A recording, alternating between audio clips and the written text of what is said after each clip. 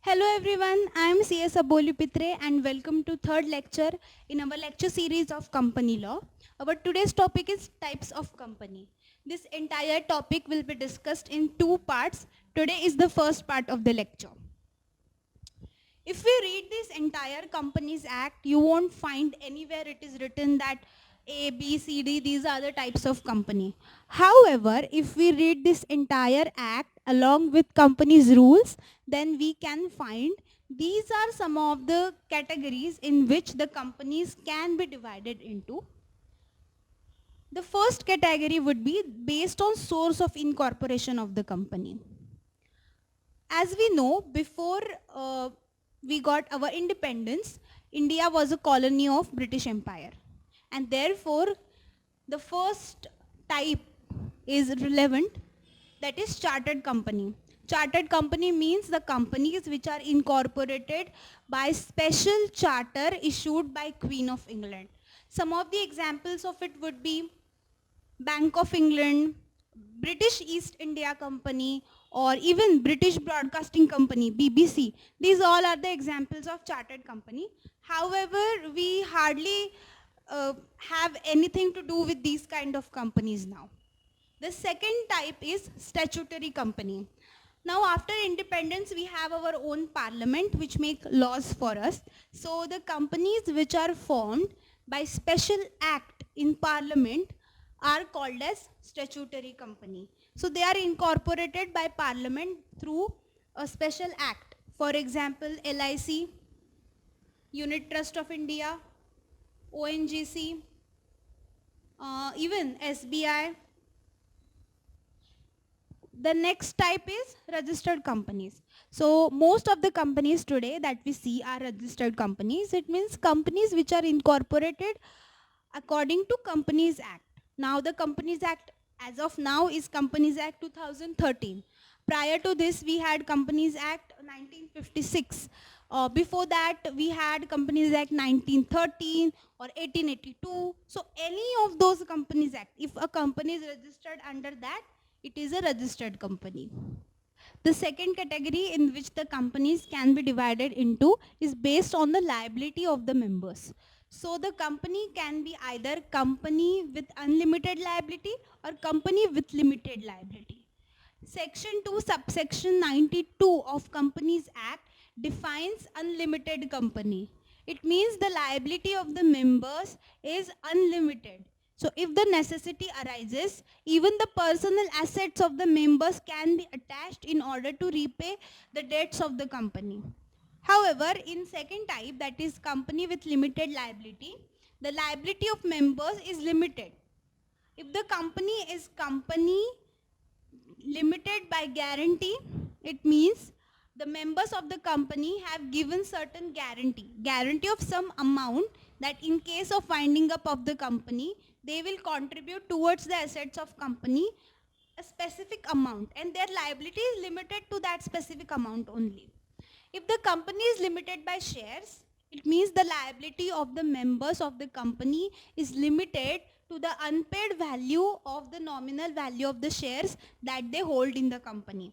Let me explain it further. For example, I hold 100 shares of rupees 2 each. Okay, so my liability would be 200 rupees. Out of this 200, whenever the company had called, I had already paid, let's say, 180 rupees during the course of business operations of company. Now, at the time of winding up of the company, my liability towards the company would be only rupees 20. So, at no cost, my liability towards company would increase the nominal value of the shares that I hold in the company. That means here 200 rupees. Let's see next category of types of company. This category is made based on the transferability of the shares of the company. So there can be two types of company, private company as well as public company. What exactly differentiates private company from public company is given in section 2 subsection 68 of Companies Act 2013. It gives the definition of private company. And while giving the definition, it tells us that there are 3 restrictions to private company, and these 3 restrictions differentiate private company from public company. Now let's see what are these 3 restrictions. The first is total number of members. Okay, so unless it is a one person company, what exactly is one person company we will discuss in next part of the lecture. But if any other type of private company which is not a one person company, it will have the number of members minimum 2 to maximum 200. Between this range, only the number of members of the private company will be. However, while computing this 200, that is the maximum limit, we should not consider two things. First is joint members of the share will be considered as only one member. For example, me and my mother, we both hold only one share in joint name. Then while computing the total number of members, we won't be considered as two members. We will be considered only as one member. And the second is related to employees.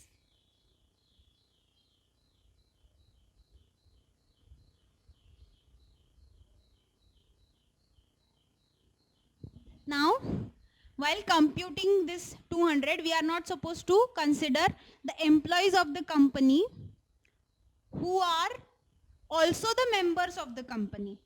So they have taken the shares of the company or they have agreed to be members. So present employees, that is quite clear.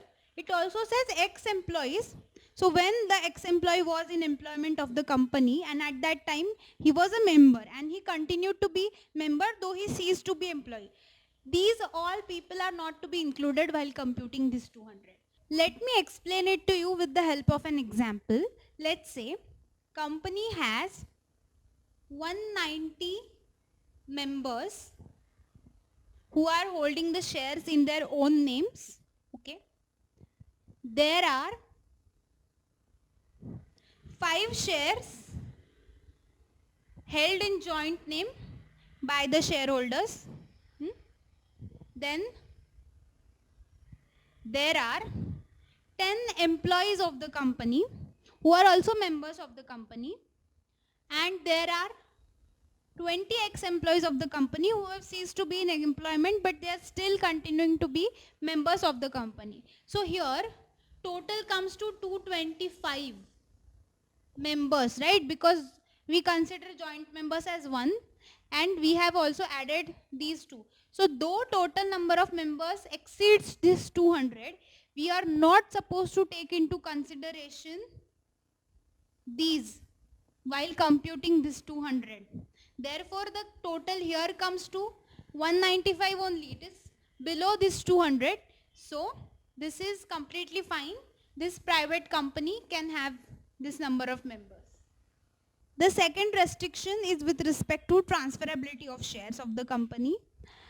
Shares of private company are not easily transferable. There are some restrictions which are given in order to transfer the shares. So I am a member of private company and I have to sell the shares that I hold. Now there are certain restrictions. For example, I have to first ask to other members of the company if they want the shares. Only and only if they say no, then I can ask some other person to buy my shares. And there can be so many restrictions on the transfer of private company. The third restriction is with respect to raising money from public, raising capital from public, which a public company can do, a private company cannot do. Means I cannot invite people to subscribe to the securities of my company. Let's take I want to raise money, so I cannot go to people and ask them to buy my shares. Because I am a private company, I am restricted from doing that. So the mode of raising money for private company is very limited that way. And these all restrictions are not applicable to public company. Okay, section 2 subsection 71 of Companies Act define public company as any company which is not a private company is public company, which means these restrictions are not applicable to public company. However, the minimum number of members for public company is 7. Maximum can be any number. There is no limit on maximum number. The shares of the public company are easily transferable. There are no restrictions as such. And of course, public company can raise money from public. They can ask people to subscribe to their shares, debentures, all kind of securities, etc. So this is this third category in which we have divided the company.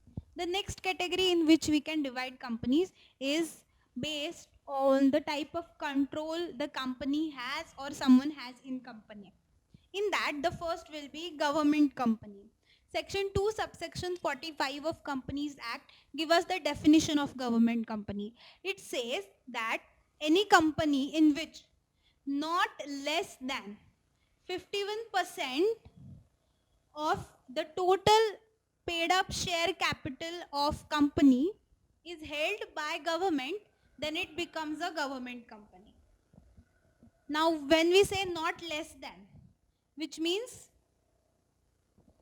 either 51% or more than 51% of the total paid up share capital of the company must be held by government. Now here the government means state government as well as central government. Okay, so it can be the case, it is a matter of 60% is held by government. So it can be completely held by central government 60% or completely held by state government of any state those 60%, or it is also possible that this 60% is held by partially by central government, partially by state government. Let's say central government holds 45% and state government holds 15%.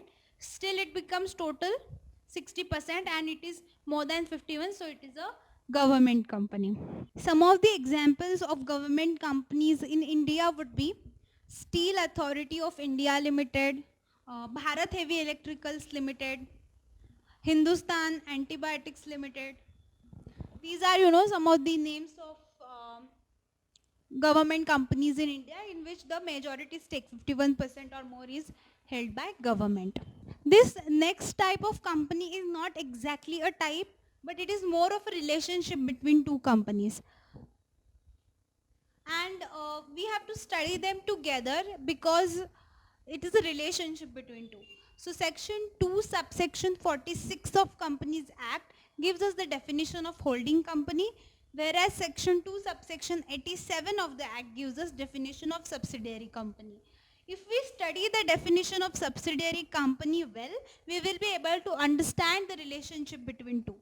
What the definition of subsidiary company says, if one company has control over the composition of board of directors of another company, or if this one company holds more than half of the total voting power of another company, then the company which has control is called as holding company, and the company over which this control is called as subsidiary company.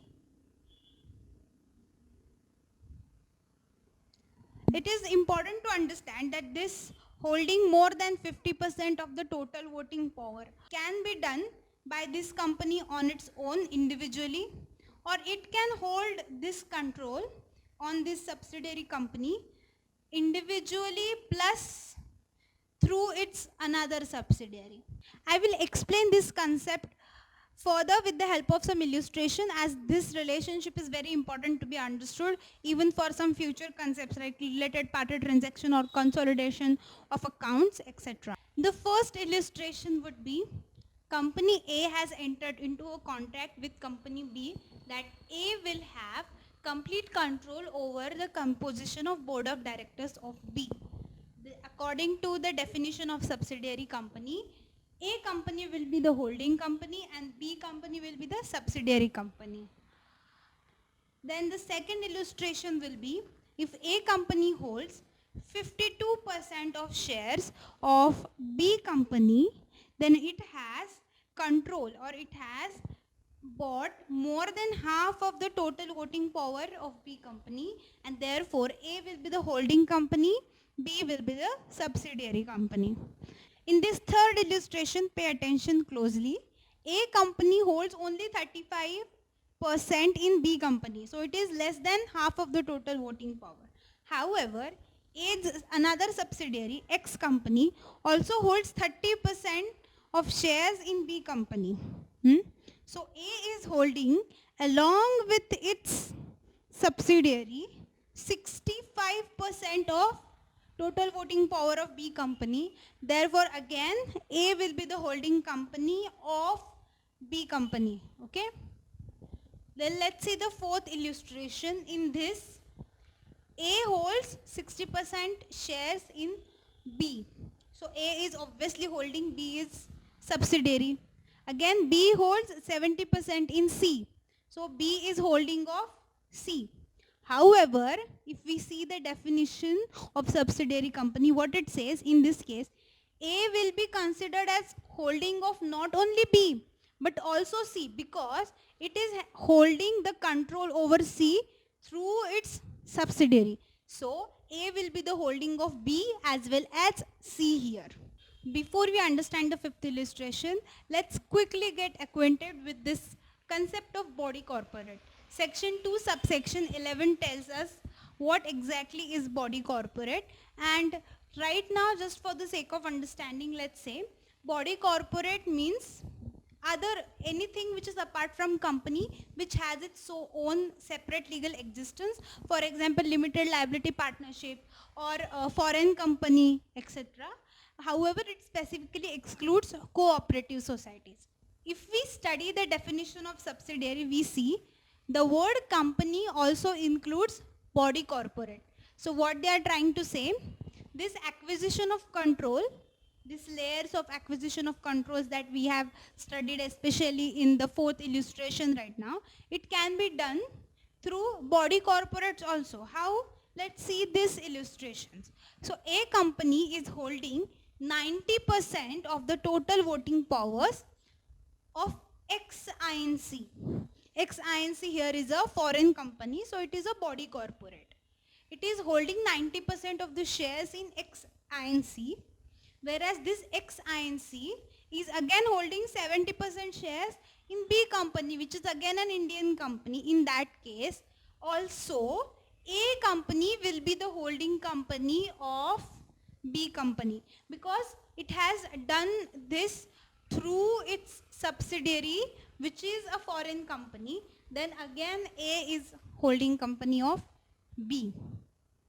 Next illustration is A is holding company of B, B is holding company of C, and C is holding company of D. Okay.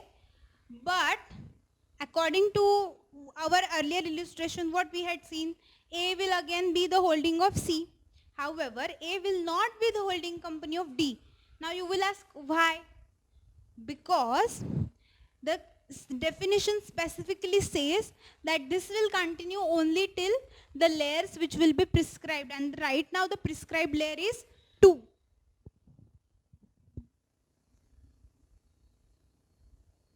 Layers means these number of companies which are forming part of this total transaction. This will be the layer. So the first layer is A's investment in B, and the second layer is B's investment in C. Here, this holding subsidiary relationship stops. Now, for D, only B and C will be its holding companies, and so on. So this stops here. Again, if D holds in E, then it won't be B's. Then only C and D will be holding of E, because this layer is limited only to 2 layers. The next category we are going to study is associate company. It is again relationship between two companies. Section 2 subsection 6 of Companies Act gives us the definition of associate companies. It states one company is associate company of other company when it has significant control over others. Now what do we mean by significant control? Means one company is either having control over at least 20% of total voting power of other company. So 20% or more than 20% it has to be, or one company has entered into joint venture with other company. Now what do we mean by joint venture? Two or more companies, they come together to perform some specific kind of project, for example, or do some kind of work together, and it is the joint venture is formed by way of contract between the two companies, and generally both the companies have equal rights in taking the decision or having control over the affairs of company. So the one company is associate company of another if at least he holds 20% or more total voting powers in another, or they have entered into a joint venture together. In that case, that company will be called as associate company. I hope the part 1 of types of companies is clear to you. If you have any doubt regarding the same, feel free to ask them in the comment section below. If you have understood what I have tried to explain, then please go ahead and like this video, and please do not forget to subscribe. I'm going to continue putting these kind of videos every week now, so you will be notified immediately and you won't miss a video if you subscribe to my channel. And yes, don't forget to share this video with any friend of yours who will benefit out of it. And that's it. Thank you. I will see you in part 2 of types of company. Till then, take care. Goodbye.